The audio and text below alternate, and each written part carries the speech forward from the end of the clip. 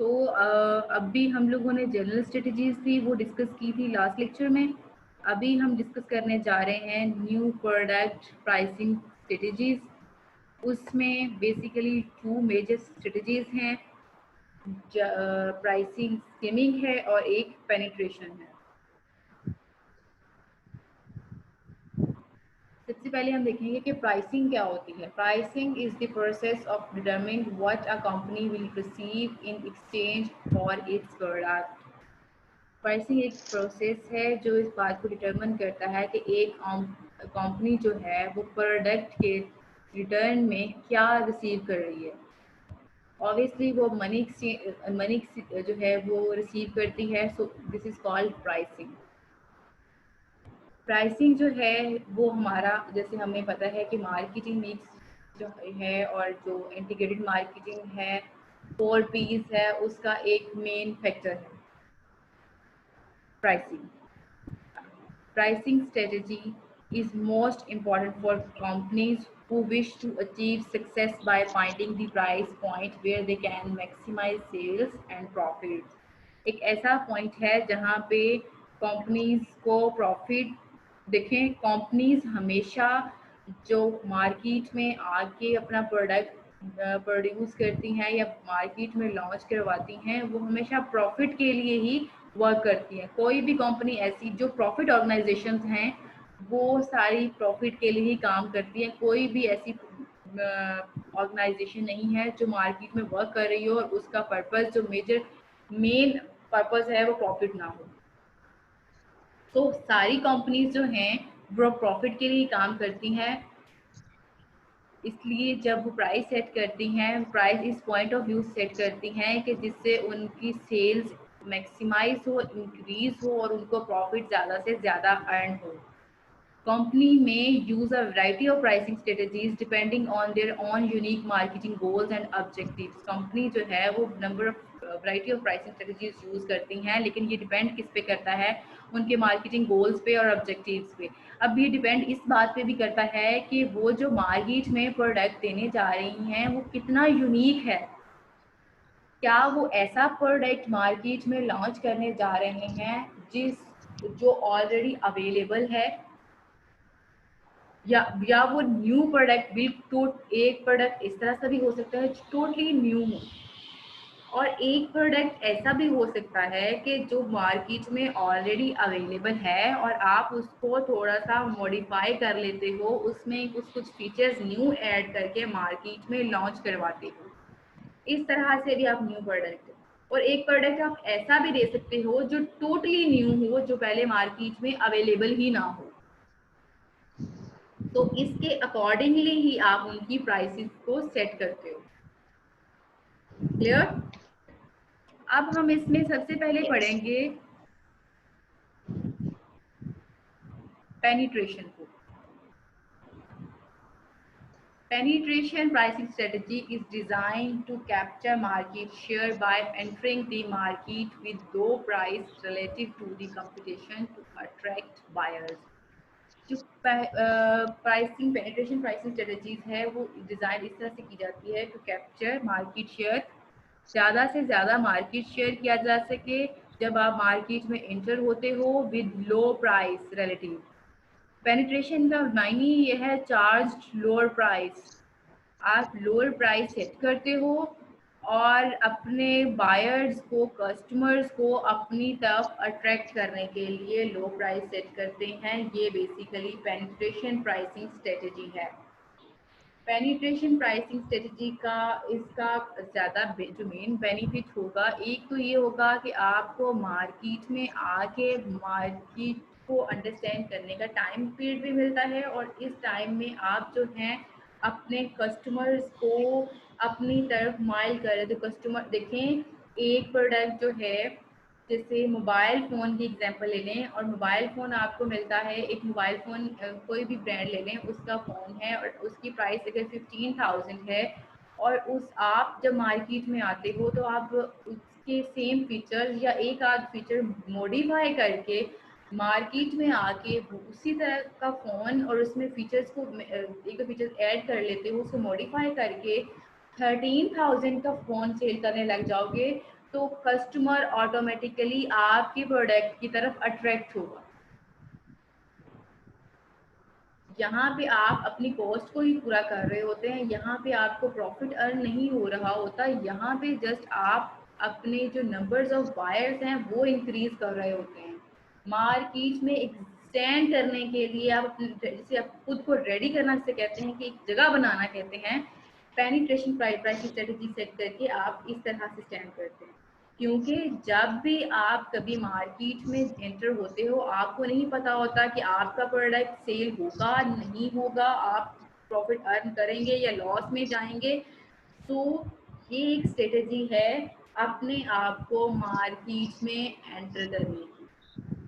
जब कस्टमर्स आपकी तरफ अट्रैक्ट हो जाते हैं, आपने नंबर ऑफ कस्टमर्स की तादाद जो है वो इंक्रीज कर लेते हो, तो फिर आप आहिस्ता आहिस्ता प्राइसेस को हाई करना शुरू कर देते हो।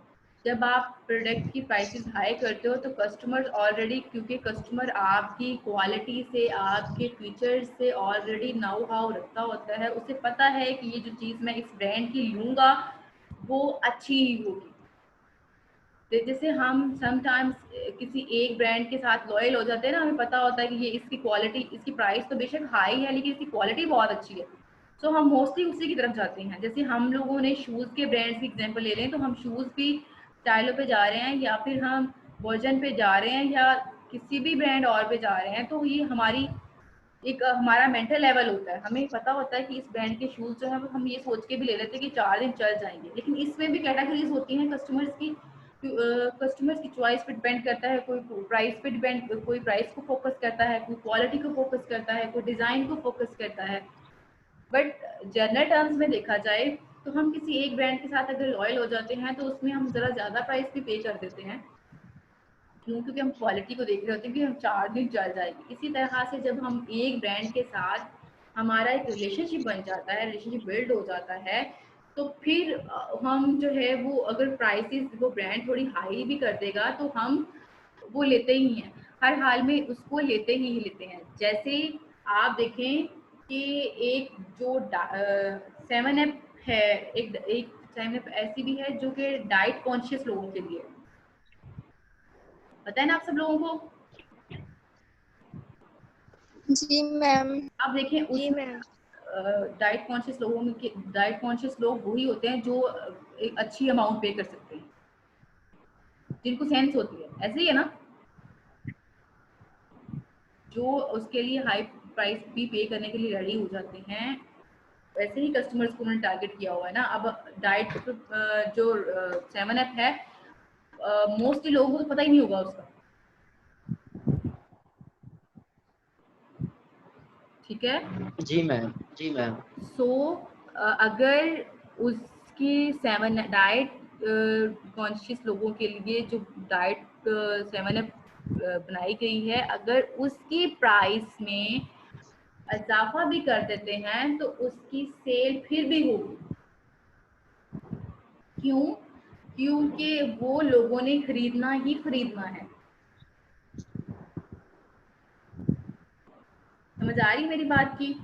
मैम जी मैम। मैम, लेकिन फिर भी तो सेल पे इफेक्ट तो लाजमी आएगा, चाहे खरीदना भी है, प्राइस में इंक्रीज के बाद इफेक्ट तो आएगा। बेटा देखो, लेकिन डाइट कॉन्शियस लोग कौन से लोग होते हैं? जो जी लोग मैम, जो जिनको पे कर सकते जो हैं। पे कर सकते हैं। अब हर जी मैम। बंदे को आप अगर हमारे पास 10-12 बच्चे हैं तो उनमें से मेरे ख्याल से एक दो को अभी भी नहीं पता होगा कि ये डाइट वाली कौन सी 7 अप आती है, जी शायद। मैम।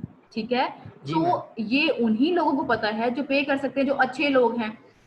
जी मैम। ठीक है, यहाँ पे भी यही बात की गई है कि अगर उनकी प्राइस को, मैं आपको अभी आपके वाले बात का जवाब भी अभी आपको मिल जाता है। जी उससे मैम। वो लोग जो हैं वो उसको खरीदेंगे ही खरीदेंगे, चाहे आप उसके लिए 10 रुपीज़ का इजाफा भी कर देते हो। अब जी आपकी वाली बात पे आते हैं। अगर रेगुलर 7 अप की प्राइस में आप 1 रुपए का भी फर्क डालेंगे, उसकी जो है डिमांड वो डिक्रीज हो जाएगी। जी जी जी। ठीक है ना, क्योंकि जी मैम। उसको रेगुलर यूज लोग, इसको नॉर्मल लोग ही यूज करते हैं जो कि उसकी पूरी पूरी प्राइस ही पे कर सकते हैं। अगर आप उसमें 1 रुपए जी का इजाफा करेंगे वो उसको लेना छोड़ देंगे या उसकी डिमांड में कमी आ जाएगी। जी मैम। क्लियर? यस तो मैम। ये बात पेनिट्रेशन में आती है. The idea is that business will be able to raise awareness and get people to try the product. यही जो मैंने अभी आपको बताया कि ये जब आप मार्केट में जा रहे हैं तो लोगों को अवेयर करने के लिए भी, लोगों को अपने प्रोडक्ट की तरफ अट्रैक्ट करने के लिए ही आप प्राइस को लो रखते हैं. मार्केट में जाते ही प्राइस को हाई कर देंगे तो वो उसका मार्केट में स्टे करना मुश्किल होता है until you have a unique quality in your product. अगर आपके प्रोडक्ट में कोई एक अच्छी क्वालिटी है, आपका एक ऐसी चीज़ लेके मार्केट में आ रहे हैं जो मार्केट में ऑलरेडी अवेलेबल ही नहीं है, उसकी प्राइस अगर आप हाई सेट करते हैं, ऐसी अच्छी क्वालिटी दे रहे हैं, तो वो प्रोडक्ट तो आपका सेल हो जाएगा, वो आ जाएगा आपका उसमें स्कीमिंग में आएगा. फिलहाल हम इसको डिस्कस करें पेनिट्रेशन को. Even though penetration pricing may initially create a loss for the company, the hope is that it will help to generate word of mouth and create awareness amidst of crowded market categories. उसने कहा है कि हो सकता है कि इसमें start में आपको कंपनी को लॉस बियर करना पड़ जाए. क्यों? क्योंकि उसने प्राइस बहुत डाउन की है. या हो सकता है कि वो पूरी प्राइस जितनी उसको कॉस्ट पड़ रही है वो उतनी ही प्राइस उसकी सेट कर देता है, तो उसको बेनिफिट नहीं हो रहा. लेकिन it will help generate word of mouth. आपका with the passage of time जब आपका एक नेम होगा, एक ब्रांड नेम आपका मार्केट में बन जाएगा, आप मार्केट को कैप्चर कर लेते हैं, तो देन आप प्राइस को हाई करके आप बेनिफिट कमा सकते हैं और वो एक लंबे अरसे तक जाएगा. जी. उसका जो पेनिट्रेशन प्राइसिंग स्ट्रेटजी का जो टाइम पीरियड होगा वो एक लंबे अरसे तक जाएगा. जबकि अगर हम स्कीमिंग की तरफ आए तो स्कीमिंग में क्या होता है, उसमें ये होता है कि आप प्रोडक्ट की प्राइस जो है जब आप मार्केट में लेके आते हैं तो आप उसकी प्राइस को हाई सेट करते हैं. अब इसमें भी आपकी लेयर्स होती हैं प्रोडक्ट की. जब अगर तो आपके पास स्किनिंग में आपके पास कोई क्वालिटी बहुत अच्छी है या कोई ऐसा फीचर है जिसको किसी और के लिए कॉपी करना आसान नहीं है, तो आप उसकी प्राइस हाई कर लेंगे, तो आप स्टार्ट में ही इसका बहुत जो है वो ज़्यादा बेनिफिट हासिल कर लेंगे. लेकिन अगर कोई बंदा, कोई और ब्रांड या कोई न्यू ब्रांड आके वो ही फीचर्स दे के मार्केट में ज़रा सी भी कम प्राइस करके प्रोडक्ट को लेके आएगा, तो आप लोग एकदम से वो फर्स्ट लेयर से नीचे, बिल्कुल नीचे वाली लेयर में आ जाएंगे, यानी आप लॉस में भी जा सकते हैं. और ये भी हो सकता है कि अगर आप कोई नया प्रोडक्ट लेके आए हैं और आपके कंपटीटर्स ने या आप किसी न्यू ब्रांड मार्केट में आया है, उसने एक प्रोडक्ट जो है वो अच्छा दिया है, क्वालिटी वाइज भी जो है वो अच्छा दिया है, तो फिर भी आप जो है वो लॉस में जा सकते हैं या आपको आपका जो वो अर्निंग पीरियड होगा वो बहुत कम हो सकता है. ठीक है, इसलिए जब आप स्किमिंग वाली स्ट्रेटजी को यूज़ करते हैं, अब आपकी स्किमिंग की मैं एग्जांपल देती हूँ. जैसे आईफोन जो है वो मोस्टली स्किमिंग प्राइसिंग स्ट्रेटजी को यूज़ करता है. क्यों? क्योंकि उसके पास एक यूनिक पॉइंट है, यूनिक क्वालिटी या यूनिक प्रोडक्ट है उसका, उसको अभी तक कोई भी कैप्चर नहीं कर सका. उसकी जो फर्स्ट लेयर, इसकी लेयर्स होती हैं, फर्स्ट लेयर में वो बहुत ज़्यादा अर्न करता है और बहुत शॉर्ट पीरियड में वो अर्न कर लेता है जब वो कोई भी प्रोडक्ट मार्केट में न्यू लेके आता है. जब जैसे उसके आईफोन चेंज होते हैं ना, आईफोन 7, उसके बाद आई थिंक 10 था या 11 था, 11 अब आया ना, 11 प्रो आ गया मैम. आईफोन 7 के बाद कौन सा आया था? मैम 11 प्रो आ गया अब तो, हाँ जी, एस लेकिन एक्स मैक्स के बाद. आईफोन 7 के बाद कौन सा आया था? मैम ये बता सकते हैं कोई आप जो आईफोन यूजर हो? IPhone 10 I think so, x, iPhone x आया था जी. उसके एक्स बाद एक्स मैक्स था शायद. हाँ कुछ इस तरह का था, उसके बाद ही 11 आया है. सो अब इसमें देखें आप, इसमें क्या करता है आईफोन अपनी स्कीमिंग में किस तरह से वर्क करता है, वो प्राइस को पहले जब वो मार्केट में प्रोडक्ट को लेके आता है तो वो अच्छी खासी अमाउंट अर्न करता है। फिर वो क्या करता है, जब उसने न्यू प्रोडक्ट लेके आना होता है तो वो फिर अपनी मर्जी से अपने प्रोडक्ट की वैल्यू प्राइस को थोड़ा कम कर देता है। वो सेकंड स्टेज पे आ जाता है, फिर आहिस्ता थर्ड स्टेज पे आता है, फिर आहिस्ता आहिस्ता फोर्थ स्टेज पे आता है। यानी वो अपनी मर्जी से अपनी प्राइसेस को डाउन करता जाता है और फिर जो वो नया प्रोडक्ट लेके आता है उसकी प्राइस वो फिर हाई सेट कर देता है।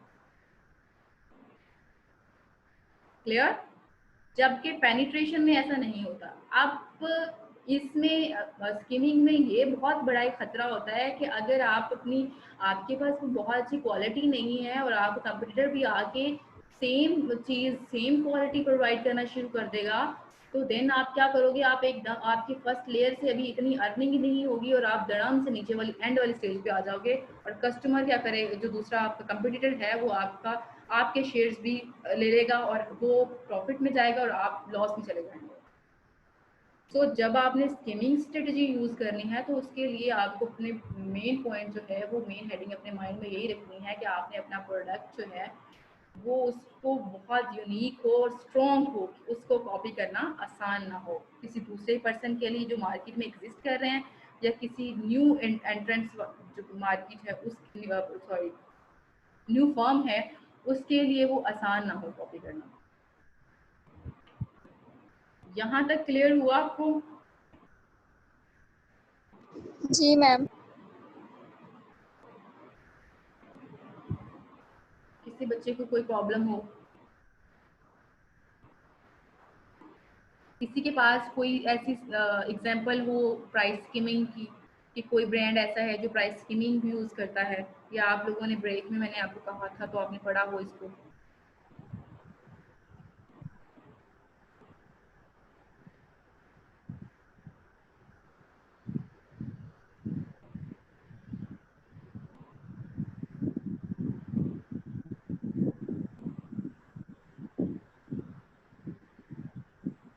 बेटा मैं आपसे पूछ रही हूँ, खुद से नहीं बातें करती मैं।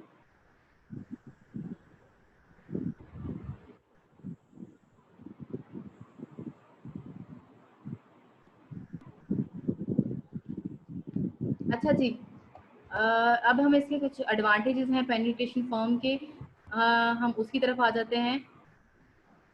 हंसा उस्मान आप बताएं बेटा, इसको जरा रीड करें और जी जरा मैम। इसको रीड करें और मुझे बताएं कि वो क्या कह रहा है इसमें।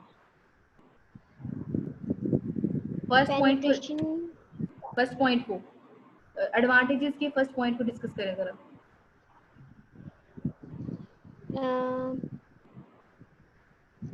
it can result is fast diffusion and adoption. This can achieve high market penetration rate quickly.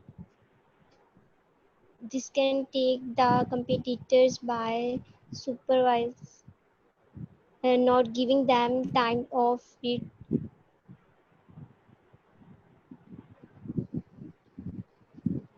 क्या कह रहा है इसमें, क्या समझ आ रही है इसमें?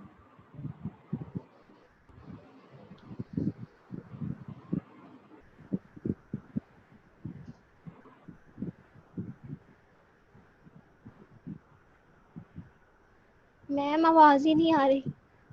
बेटा इस पॉइंट की क्या समझ आ रही है? आप इसको एक्सप्लेन भी तो करो ना, आपने इसको रीड कर दिया, इसको एक्सप्लेन भी करो। रीड तो सारे कर सकते हैं इसको।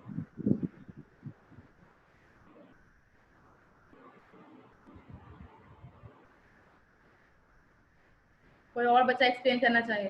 हम आप बताओ इसका।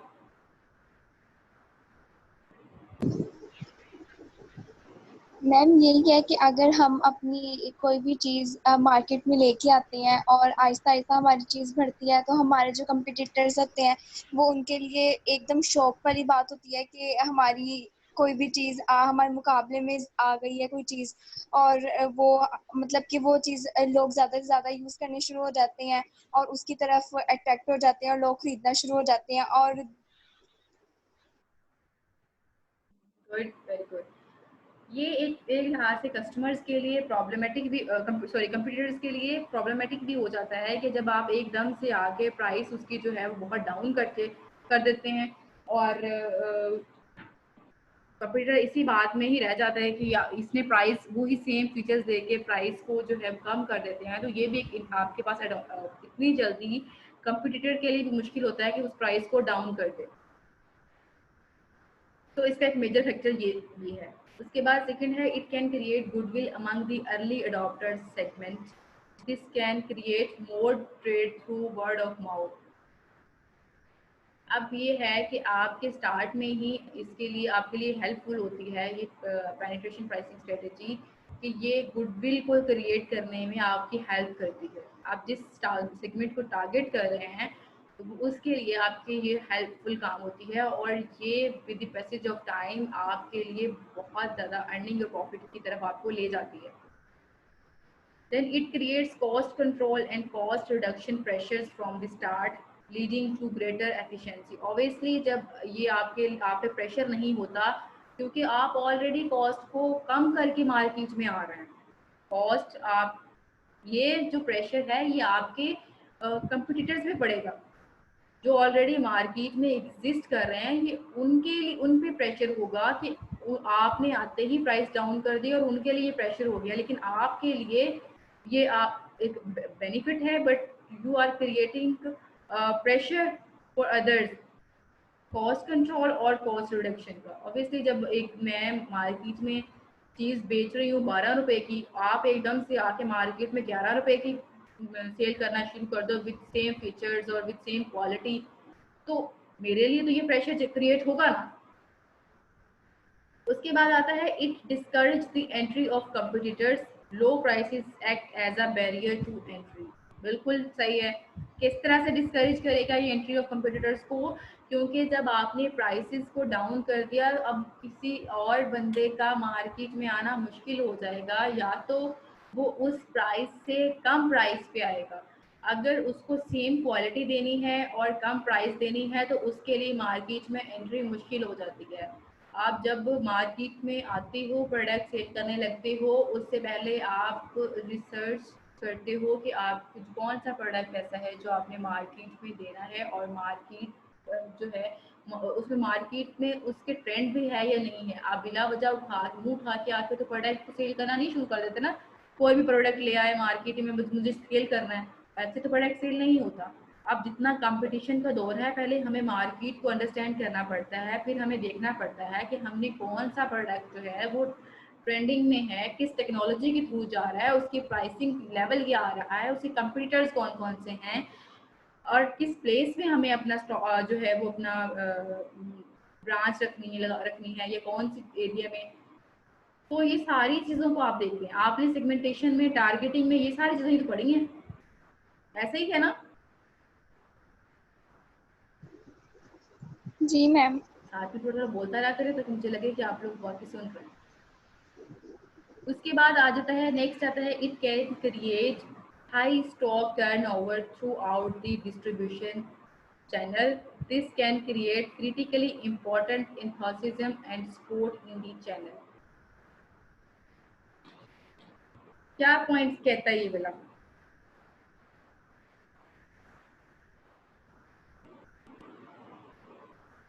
फहद शबीर हैं मीटिंग में?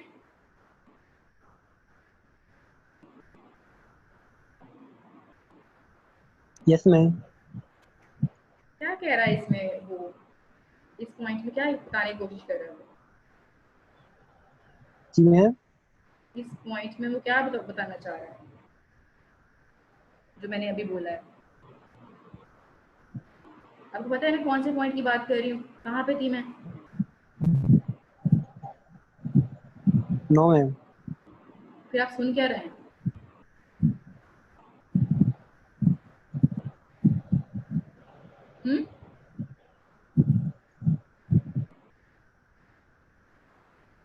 फिर आप ग्रुप को इस मीटिंग को लीव कर दें, इतना एहसान क्यों कर रहे हैं यहाँ पे जब आपने सुनना ही नहीं है? नो मैम, पिछले मैंने सारे पॉइंट सुने हैं। पॉइंट नंबर जो है वो 5 में पूछ रही हूँ, it can create high stock turnover throughout the distribution channel, this can create critically important info system and support in the channel. क्या मतलब है इस पॉइंट में, वो क्या बताना चाह रहा है?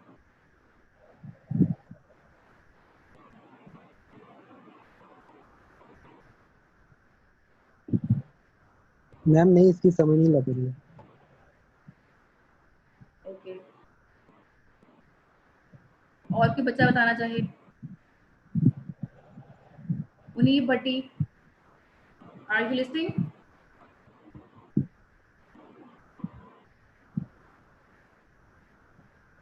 मुनीब भट्टी,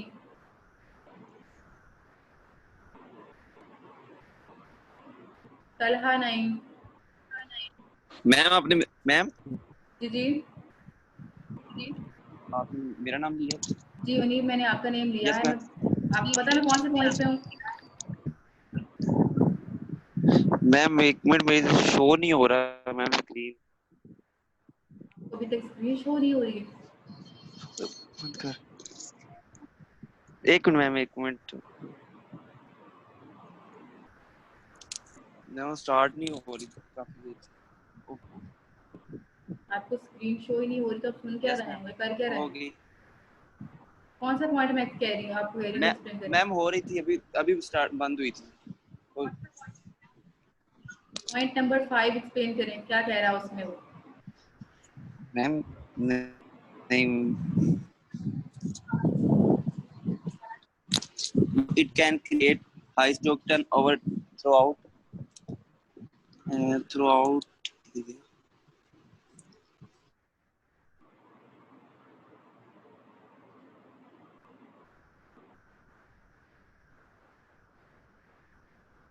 क्या कह रहा है इस पॉइंट में वो?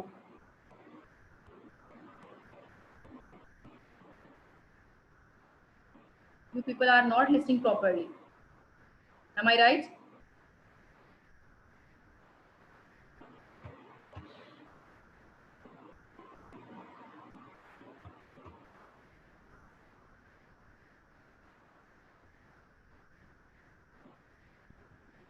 फातिमा, आप बेटा एक्सप्लेन करें इसको।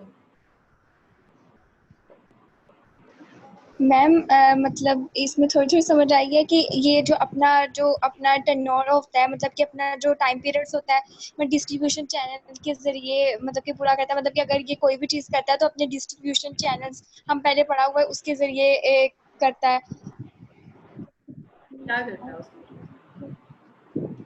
जी मैम, क्या करता है उसके लिए, वही पूछ रही हूँ। मतलब कि मैम अपनी कोई भी चीज़ प्रोडक्ट इंट्रोड्यूस कराता है या अपनी कोई भी चीज़ इंट्रोड्यूस कराता है या अपना स्टॉक कहीं पहुंचाता है तो डिस्ट्रीब्यूशन चैनल्स के जरिए ही पहुंचाता है।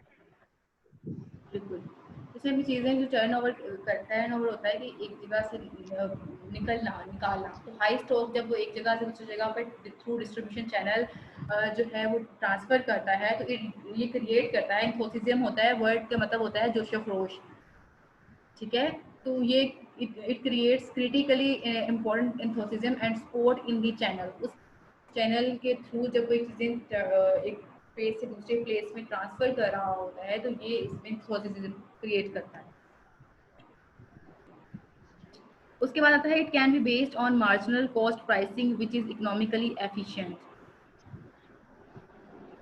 इसमें वो कह रहा है कि वो अपनी मार्जिनल कॉस्ट प्राइसिंग जो है उस पर वो बेस करता है, जो कि इकोनॉमिकली अगर देखा जाए तो एफिशिएंट होती है। जितनी रिक्वायरमेंट है, जितनी प्राइसेस है, उसी के ऊपर ही जो है वो प्राइसेस को सेट कर देता है।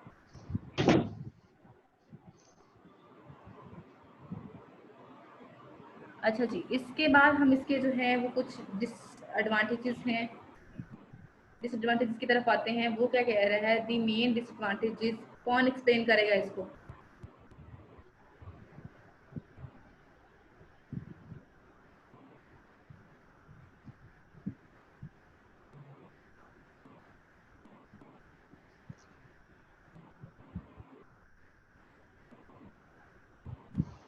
मैम आपकी आवाज़ नहीं आ रही। मैंने कहा कोई इसको एक्सप्लेन करेगा या सिर्फ ये मैं ही बोल रही हूँ?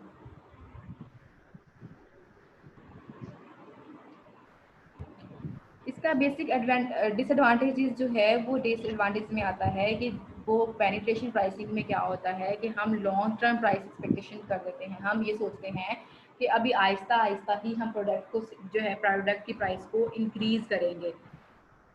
उससे क्या जब हमारा एक इमेज बन जाएगा मार्केट में, हमारा ब्रांड नेम, हमारी कंपनी नेम एक मार्केट में बन जाएगी, तो फिर हम अपनी प्राइसेस को आहिस्ता आहिस्ता हाई करेंगे।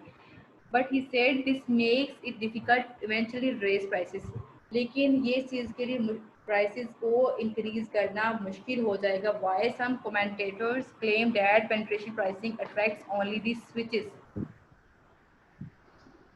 वो कह रहा है कि कुछ कमेंटेटर्स जो हैं वो ये बात क्लेम करते हैं कि पेनिट्रेशन प्राइसिंग सिर्फ अट्रैक्ट उस कंडीशन में करती है जब आप स्विच कर रहे होते हैं,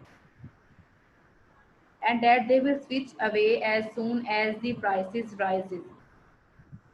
अब उसने कहा कि ये भी हो सकता है कि अगर आप प्रोडक्ट की प्राइस को तब राइज जो है वो इंक्रीज करेंगे तो कस्टमर आपकी प्रोडक्ट से किसी दूसरी प्रोडक्ट की तरफ स्विच हो जाए। तो ये भी एक मेजर फैक्टर हो सकता है, मेजर डिसएडवांटेज हो सकता है। तो ये मार्केट है ना, मार्केट में हमें नहीं पता कि हम मार्केट में क्या कर, मार्केट में आज क्या है कल क्या है।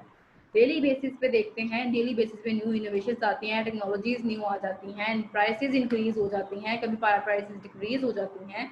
तो हमें नहीं पता कि जरूरी नहीं कि जैसा हम सोच रहे हैं वैसा ही हो। हम सोच रहे हैं हमारी ब्रांड नेम बन जाएगा, हमारी प्राइसिंग स्ट्रेटेजीज अगर हमने पेनिट्रेशन पे रखा है तो with the passage of time हम हमारा जब ब्रांड नेम बन जाएगा, एक इमेज मार्केट में हो जाए, क्रिएट हो जाएगा, तो फिर अपनी प्राइसेस को हाई करेंगे तो लोग हाई प्राइसेस पे लेंगे। लेकिन कुछ लोगों का ख्याल है कि ये ज़रूरी नहीं है कि बिल्कुल ऐसे ही हो। ठीक है,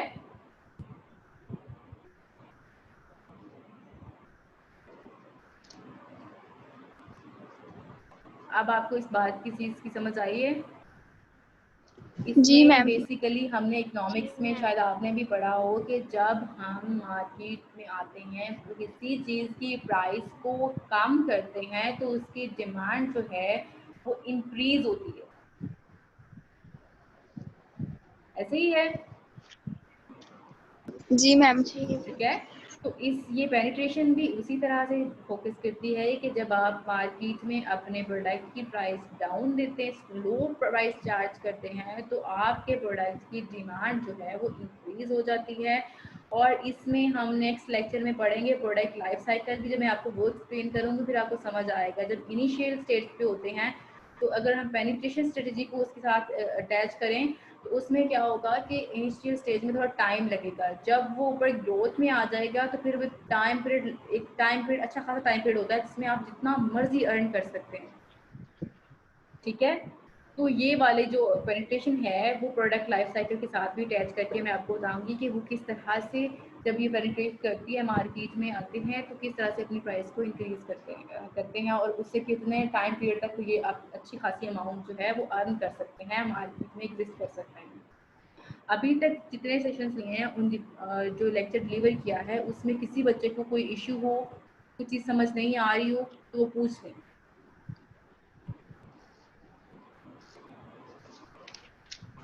नो मैम, कोई इशू नहीं है।